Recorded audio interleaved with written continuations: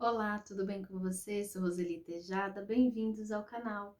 No vídeo de hoje nós vamos falar controle a sua ansiedade.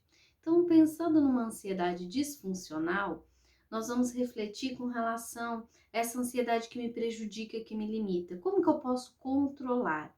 Uma das coisas que a gente tem que entender é que a ansiedade, ele é um mecanismo de defesa do nosso corpo, né? Ele é nutrido pela nossa mente e você pode controlar. De que forma? Tirando o foco, focando em outras coisas. Porque no modo ansiedade, quando está na ansiedade disfuncional, a tendência é a pessoa focar no lado negativo das coisas, sempre puxando para o lado ruim. Porque um dos sintomas de ansiedade, eu não consigo, eu não dou conta, essas formas de interpretação, né? E tentar reprimir pensamentos acaba intensificando ainda mais. Então é importante a gente primeiro entender, aceitar a ansiedade, perceber que é possível treinar o cérebro, estar no modo ansioso e sim sobreviver a isso, que é importante. É importante a gente entender que quanto mais nós exercitamos formas alternativas de pensar aquela situação, mais a gente vai exercitando o nosso cérebro, mostrando que a gente consegue sobreviver a uma crise de ansiedade. Então, como que a gente pode controlar a nossa ansiedade? A nossa forma de interpretar que vai ajudar nesse controle, tá certo? Então, é importante observar isso. A nossa forma de interpretação vai ajudar muito na hora da gente ter esse controle. Então, entender que faz parte a ansiedade da minha vida, da sua vida. O problema é quando a ansiedade ela aumenta, ela acaba me limitando, me atrapalhando. Então, como que eu vou fazer isso? Como que eu vou aprender a lidar, aprender a controlar essa ansiedade disfuncional? Primeiro, reconhecer a diferença entre pensamento e sentimento. O pensamento, ele vai ser o quê? A interpretação do que está acontecendo. Na ansiedade, quando nós pensamos nos sintomas que são tão desagradáveis, uma crise de ansiedade, a pessoa interpreta que algo extremamente ruim vai acontecer. Tá vendo a interpretação? O que acontece? O pensamento ele não vem sozinho, a emoção vem junto com ele. De que forma? A gente começa a sentir, é como se fosse uma comprovação do que eu estou pensando. A emoção, o que eu sinto no meu corpo é como se fosse uma confirmação de que realmente eu não estou bem, realmente está difícil superar essa crise de ansiedade, isso que está vindo, está sendo complicado gerenciar esses sintomas. Quando nós entendemos que pensamento nós temos que tratar como hipótese, como ideia, aí ele já não vai ser tão agressivo. Por quê? Porque a minha forma de interpretar. Lembra quantas vezes você já teve uma crise de ansiedade, você pensou que muitas coisas ruins iriam acontecer e na verdade não aconteceram. Por quê? A ansiedade é como se ligasse o alarme do nosso corpo e a pessoa realmente ficasse muito atenta, hipervigilante a todos os sintomas. Então eu vou começar a olhar o meu corpo com um olhar de medo com relação às emoções que eu estou sentindo, porque elas são desagradáveis, mas não são perigosas. Então por isso que essa interpretação ela é muito importante. Para aprender a controlar a ansiedade, é o que? Essa interpretação. Perceber que existe uma diferença, nem tudo que eu penso é real. Então, existe uma diferença entre pensamento e sentimento, essa emoção que eu vou sentir, tá certo? E sempre o pensamento ele vem junto à emoção, ele nunca vem sozinho. Um outro ponto importante para a nossa reflexão é o quê? Que os pensamentos nos levam à ansiedade, a nos sentir mais ansiosos por conta dessa interpretação, né? O resultado da ameaça, por quê? No modo ansiedade, é um perigo que está acontecendo. Ele pode ser perigo psicológico ou um perigo real.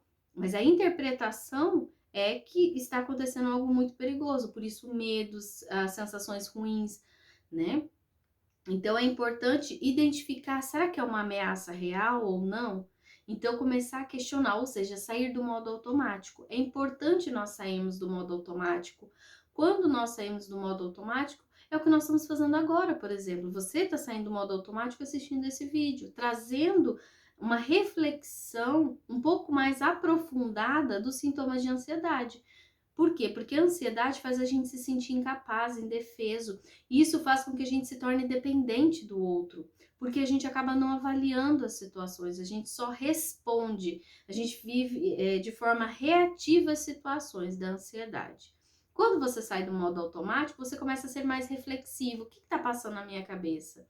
Quais são as evidências que o que eu estou pensando é real? Essa é uma outra técnica, buscar evidências para questionar aqueles pensamentos ruins, aqueles pensamentos que me deixam triste, chateada, que fazem eu pensar que eu não consigo fazer as coisas. Então, quando eu tenho essa postura diferente, eu também ajudo a controlar a ansiedade, tá certo? Buscar essas evidências e identificar padrões de pensamento. Às vezes nós estamos com distorções cognitivas. O que é isso? Distorção cognitiva é a lente que eu uso para ver o mundo. Dependendo da lente que eu uso, eu só foco no lado negativo, eu nunca vou olhar que eu tenho coisas boas, que eu faço coisas boas, por quê? Porque eu não valorizo. Se acontece alguma coisa boa, foi sorte. Realmente, a pessoa é minha amiga, por isso que deu certo. Se eu tenho uma promoção, meu chefe gosta de mim, né, me apoia, mas não que eu sou merecedor. Na ansiedade é como se eu não fosse merecedora daquela situação boa, porque é um dos sintomas de ansiedade, eu não consigo, eu não dou conta, e eu vou me sentindo inferior às pessoas, às outras pessoas. Aí começam a gerar as comparações. Então, por isso que é importante a nossa postura para também ajudar a controlar a ansiedade, é a postura, como que eu me vejo? Mas para isso, consegue perceber que eu preciso refletir? Eu preciso ver quem eu sou? Na terapia, a gente aprende a fazer isso. Porque na terapia você busca o autoconhecimento. O autoconhecimento ajuda, mesmo para quem não está em uma crise de ansiedade, mas a terapia vai ajudar a você abrir os olhos para você, para quem você é, para você ver os seus potenciais e começar a colocar em prática. Porque no modo ansiedade, a gente se limita muito justamente porque acredita nos pensamentos, acredita que eles são reais. E na verdade não são. Só vão ser reais se passar pelo crivo da avaliação da realidade. Então, por isso, trabalhar essa interpretação, buscar questionar, duvidar com relação aos pensamentos. Lembrando, nem tudo que nós pensamos é real, tem que buscar realmente trazer para a realidade e ver se aquilo se aplica na realidade. Aquele pensamento ele vai se tornar real. Porque às vezes ele não se torna. Aqui tudo é muito real. Na nossa cabeça tudo é muito real. Os medos mais intensos são aqui na nossa cabeça. E na realidade, às vezes nem acontece. Na maioria das vezes não acontece. Por isso sair do modo automático, por isso refletir.